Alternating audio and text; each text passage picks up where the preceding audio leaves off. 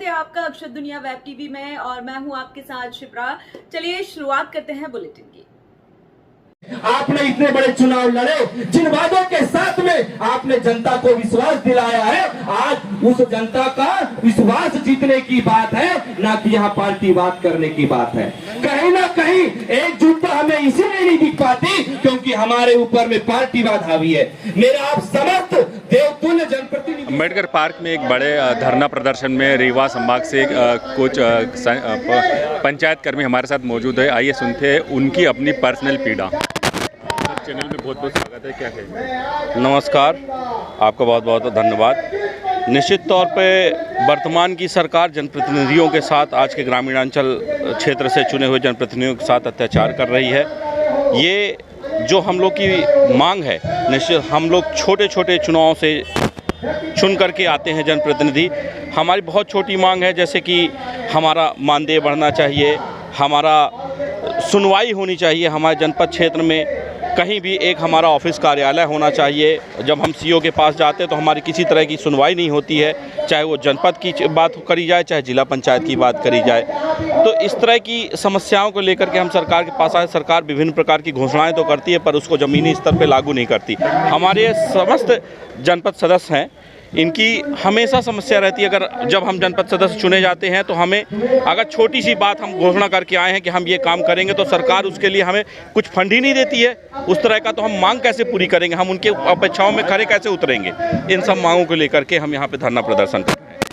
रीवा से आए, क्या कहना चाहेंगे? रीवा आए यही कहना चाहेंगे कि जो सरकार है हम लोगों को कोई भी अधिकार नहीं दे चढ़ जाती। हमारे यहाँ 300-400 आदिवासियों की बस्ती है, वहाँ रोड नहीं है। हम उनको कहे थे कि जब हमको आप दिखाएंगे तो हम रोड बनवाएंगे, तो कोई नहीं, फंडे नहीं है तो कहाँ से बनवाएंगे? सरपंच को कहते हैं तो सरपंच बोलता है कि आप अपने मत से बनवाइए। ग्रामवासी किस नज़र से देखते हैं? ग्रामवासी किस नज़र से देखते हैं? ग्रामवासी जो पहले चुनाव नहीं लड़ाई रहे तो बड़े प्रेम से बोलत रहे। अब कहते थे क्या करिए जब तुम मुँह देखा में लायक नहीं आवा नहीं गाँव में। आप ही कुटिल मुस्कान ले रहे हैं सर, क्या कहेंगे इस बारे में? देखिए, त्रिस्तरीय पंचायती राज में हमारे फादर, हमारी मदर और इस व्यवस्था को हम देखते चले आ रहे हैं।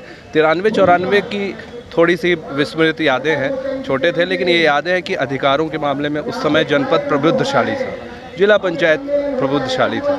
लेकिन वर्तमान विसंगतियाँ सरकारों की जिस तरह से दबाने का प्रयास किया जा रहा है, कुटिल मानसिकता के तहत पंचों को, जनपद सदस्यों को, सरपंचों को, जिला पंचायत सदस्यों को, यहाँ तक कि अध्यक्षों को भी रेवड़ी बांटने का एक प्रयास जरूर किया गया है, पर उसका भविष्य कुछ हमको ऐसा समझ में नहीं आता। क्योंकि जो चीज़ कैबिनेट में पास हो गई वो एक अलग विषय है, पर एक अमेंडमेंट में जो था हमारा 93-94 में जो अधिकार जनपद और जिला पंचायत को थे, वो तो एक तरह से समाप्त कर दिए गए। तो निश्चित तौर से हम सब समाज में जनता के बीच में मुंह दिखाने के लायक बचे नहीं हैं। आज हम जनता के बीच में क्या मुंह लेके जाए? चुनाव में भी आपकी नाराजगी देखी जा सकती है। निश्चित तौर पर इसका असर पूरे मध्य प्रदेश में और पूरे विधानसभा में और आने वाले भविष्य में लोकसभा में भी इसका असर पड़ेगा। किस पक्ष को पसंद करेंगे? नहीं, पक्ष वो है जो हमारा सुनवाई करे, पक्ष वो है हमारा, क्योंकि हमारा जो अधिकार है वो हमको जो वापस कर दे, हम उसके साथ में।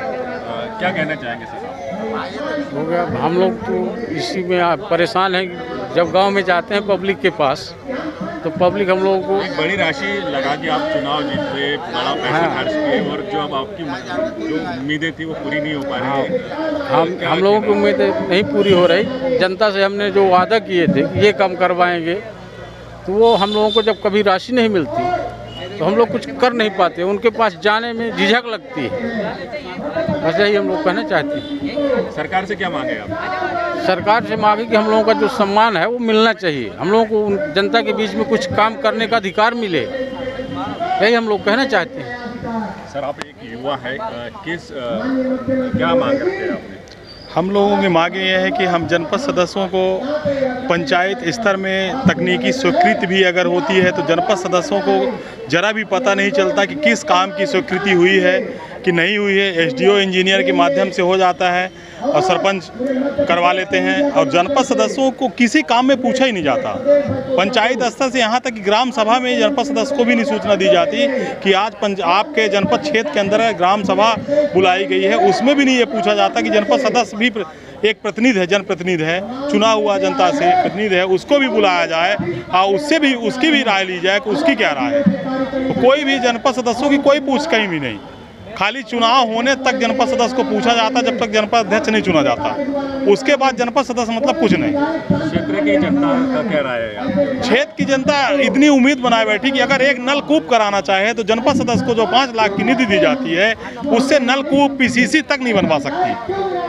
ये तक है कि एक नलकूप नहीं करा सकता अपने से, कि कहीं अगर पानी का संकट है, अगर जनपद सदस्य अपनी निधि से चाहे 5 लाख जो मिलती है शासन द्वारा, तो अगर उससे चाहे ना कि एक नलकूप करा दे तो नलकूप की व्यवस्था नहीं करवा सकता। नीति डायरेक्ट नहीं। सर क्या कहना चाहेंगे? मैं ये कहना चाहूँगा जैसे हम लोग जनपद सदस्य साथियों ने सारी चीज़ें बोली।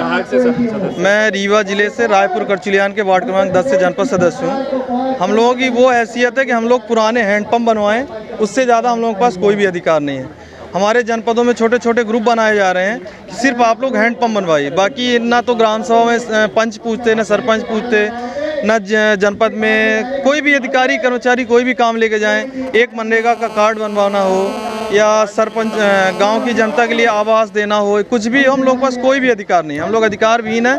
4 गांव की जनता ने हमको चुना है, इस उम्मीद से चुना है कि ये लोग आगे आके कुछ करेंगे, नौयुवा हैं, पढ़े लिखे हैं तो करेंगे। तो हम लोग ये अधिकार नहीं कि हम लोग उनकी कोई बात भी जनपद है मानदेय मिल रहा है उससे आप संतुष्ट हैं? बिल्कुल नहीं संतुष्ट। 1500 रुपये में क्या होता है? एक बार जनपद जाना 1500 रुपये ख़त्म। तो हम लोगों को तो कुल मिला के एक जो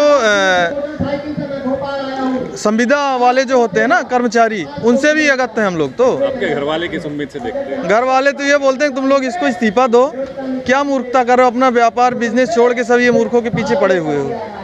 ये स्थिति हम लोग, घर वाले भी संतुष्ट नहीं है तो जनता क्या होगी?